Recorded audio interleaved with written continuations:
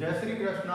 आज हम गीताधाम Gurukul online class में क्लास 12th आर्ट का राजनीति विज्ञान का जो भाग दूसरा है उसका तीसरा अध्याय पढ़ रहे थे, जिसका नाम था भारतीय संघीय व्यवस्था के प्रमुख तत्व। उसकी हमने पूरी विवेचना की थी।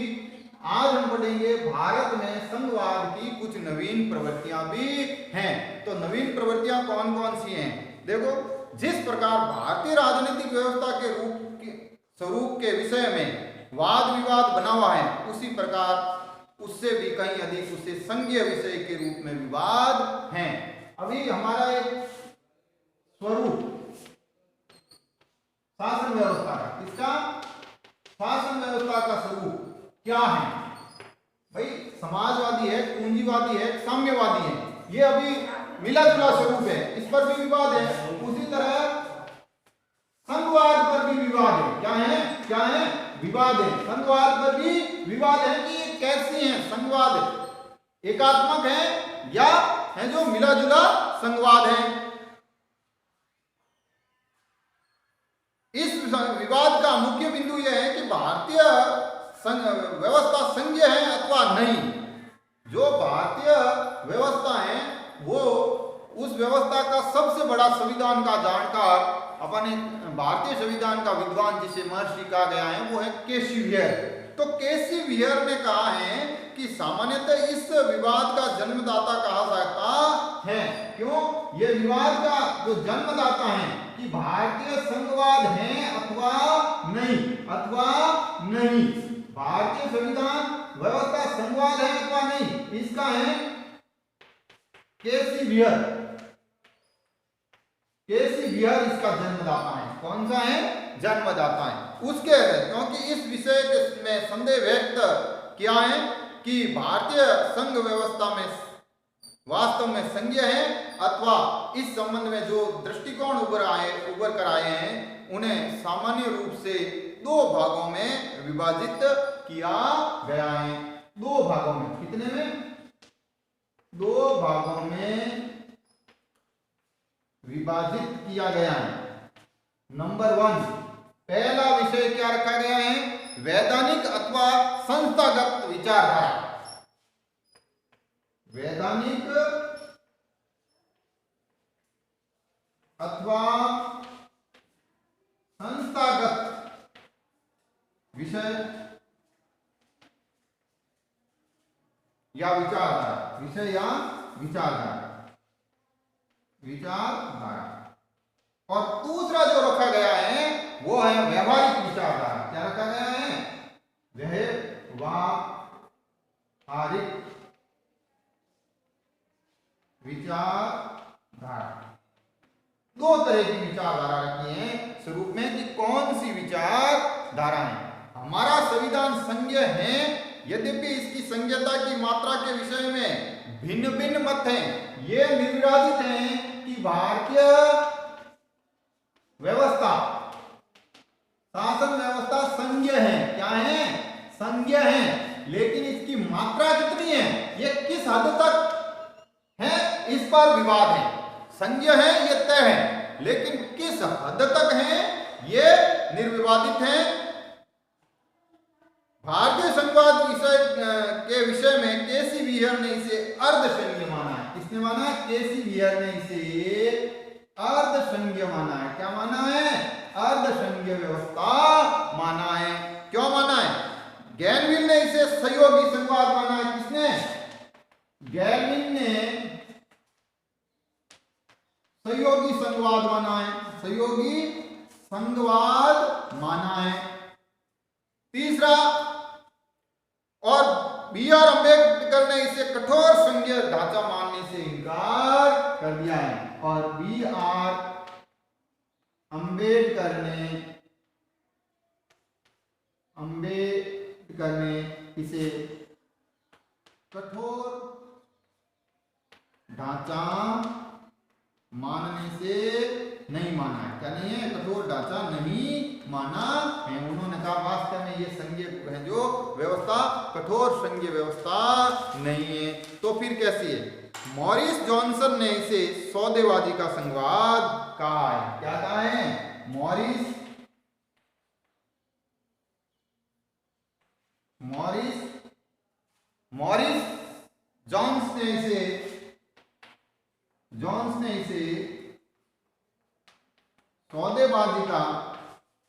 सौदेबाजी का संघवाद कहा है। परंतु सत्य यह है कि भारतीय संघवाद विशुद्ध सैद्धांतिक संघवाद नहीं है। और यह बात भी सत्य है कि भारतीय संघवाद, सत्य क्या है? सत्य यह है कि भारतीय संघवाद सैद्धांतिक रूप से विशुद्ध संघवाद नहीं है। वास्तव में सैद्धांतिक रूप से तो यह पूर्ण सत्य है कि यह संघवाद नहीं है। विशिष्ट बहुलवादी परिस्थितियों में इसे एकात्मक शक्ति प्रदान की गई है। कैसी? विशिष्ट परिस्थितियों में इसे एकात्मक शक्ति दी गई है। कुछ ऐसी परिस्थितियां हैं जिसमें ये एकात्मकता का रूप धारण किया गया है। कुछ विधायी कार्य, न्यायिक कार्य और आपातकालीन इन क्षेत्रों में अंतिम निर्णायक भूमिका केंद्र की रहती है। ये तो इसका वैधानिक है जो, अथवा है जो सैद्धांतिक हो गया। अब हम पढ़ेंगे व्यवहारिक। क्या पढ़ेंगे? व्यवहारिक किस तरह से है? व्यवहारिक विचारधारा क्या कहती है?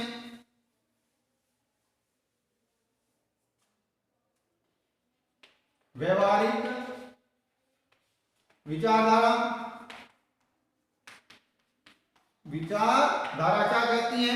व्यवहारिक विचारधारा क्या कहती है? व्यवहारिक दृष्टिकोण से शीघ्र ही परंपरागत दृष्टिकोण के स्थान पर लिख दिया गया है। अब इसे व्यवहारिक दृष्टि से परंपरागत दृष्टिकोण अर्थात व्यवहारिक रूप से जो परंपरागत संघवाद है, क्या है? संघवाद है, वो उसको संघवाद को मान्यता दी गई है। व्यवहारवादियों का केंद्र व राज्य के बीच सत्ता संबंधों का अध्ययन हो गया है। अब व्यवहारवादी कहते हैं कि इसके बीच केंद्र व राज्यों के बीच सत्ता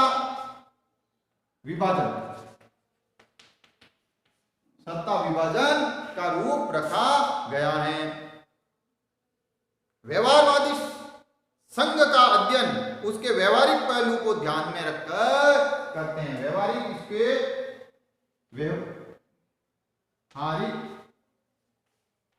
पहलू का अध्ययन किया जाता है। व्यवहारवाद में व्यवहारिक पक्ष का अध्ययन किया जाता है। भारतीय संघ व्यवस्था का व्यवहारिक अध्ययन विशेष रूप से नियोजन के परिप्रेक्ष्य में किया गया है। इसका विचार है कि नियोजन के परिणाम स्वरूप भारत में न केवल संघीय व्यवस्था का अंत हो गया, अपितु संसदीय प्रणाली भी विलुप्त सी होने लगती है। अतः संविधान निर्माताओं का दृष्टिकोण संघात्मक ढांचे की स्थापना अवश्य रहा, किंतु यह स्वीकार करना होगा कि संविधान में एकात्मकता के प्रबल तत्व हैं। व्यवहारवादी कहते हैं कि ये संघीय व्यवस्था की जगह एकात्मकता अधिक है। क्या है? एकात्मकता का पक्ष अधिक है। ये तो हमारे भारतीय संविधान की नवीन प्रवृत्तियां हैं।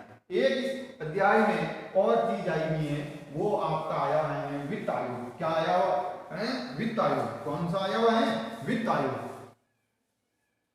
तो वित्त आयोग के बारे में पढ़ लें। वित्त आयोग क्यों? क्योंकि केंद्र राज्यों के संबंध का मुख्य है जो आर्थिक पक्ष। केंद्र राज्यों का संबंध विशेषकर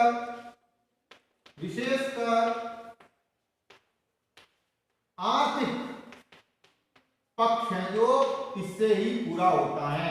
इससे होता है यह वित्त आयोग से ही पूरा होता है। तो वित्त आयोग के बारे में भारतीय संघवाद में क्या व्यवस्था की गई है वो हम अभी विवेचन करेंगे कि वित्त आयोग की व्यवस्था कहाँ है। संविधान में वित्त आयोग की संरचना का कोई प्रावधान नहीं है। संविधान में तो इसको जो संविधान में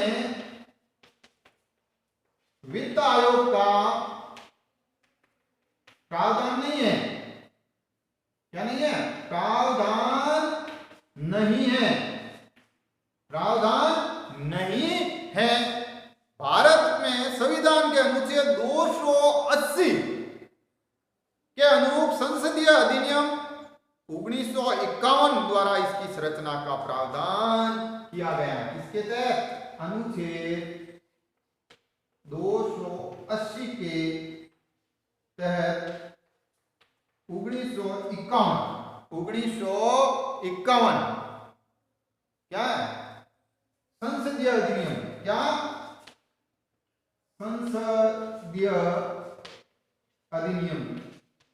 अधिनियम के तहत द्वारा इसकी संरचना या गठन किया गया वित्त आयोग की। इसकी वित्त आयोग क्या?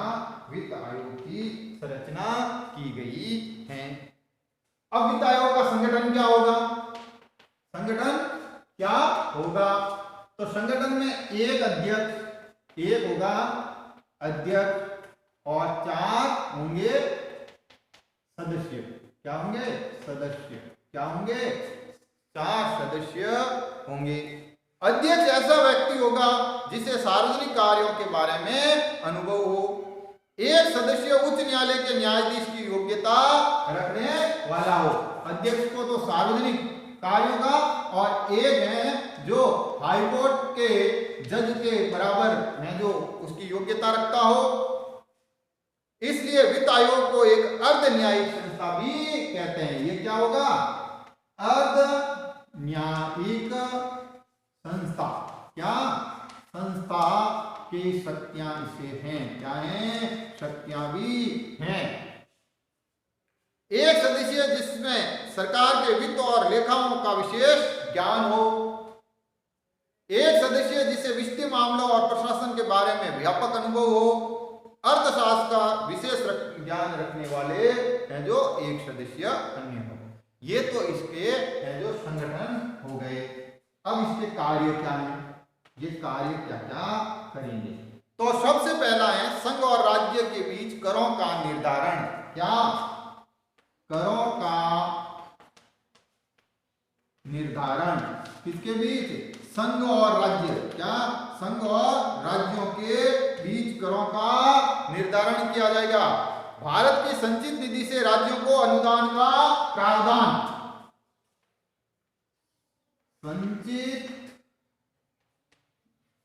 संचित निधि से अनुदान किसको कितना देना है ये भी ये करेगा।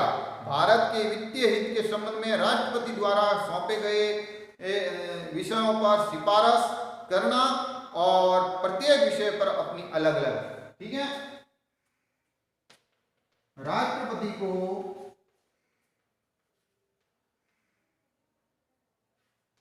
वित्तीय विषयों पर सलाह या कार्य सौंपे गए कोई भी कार्य उसको देना। राज्यों में पंचायतों को शक्तिशाली बनाने के लिए राज्य संचित निधि में पंचायतों की सहायता राज्य वित्त आयोग द्वारा की जाएगी। और राज्यों के लिए अलग से राज्य वित्त आयोग होगा। क्या होगा? वित्त आयोग होगा। राज्यों के लिए अलग से एक राज्यों का वित्त आयोग होगा। राज्यों में नगर पालिकाओं को शक्तिशाली बनाने के लिए संचित निधि में नगर पालिकाओं की सहायता के लिए राज्य वित्त आयोग ही सहायता करेगा। पंचायती राज सिस्टम को सुदृढ़ करने के लिए, चाहे वो नगरीय स्वशासन हो चाहे वो पंचायती राज सिस्टम हो, उन दोनों को लिए ये वित्त आयोग, राज्य वित्त आयोग एक महत्वपूर्ण संस्था है। अभी हमारा 14वां वित्त आयोग चल रहा है। कौन सा चल रहा है? 14वां वित्त आयोग चल रहा है, जो आपके इस वित्त आयोग में 1 अप्रैल 2015 से लेकर मार्च 2020 तक ये आयोग काम करने वाला है और इसके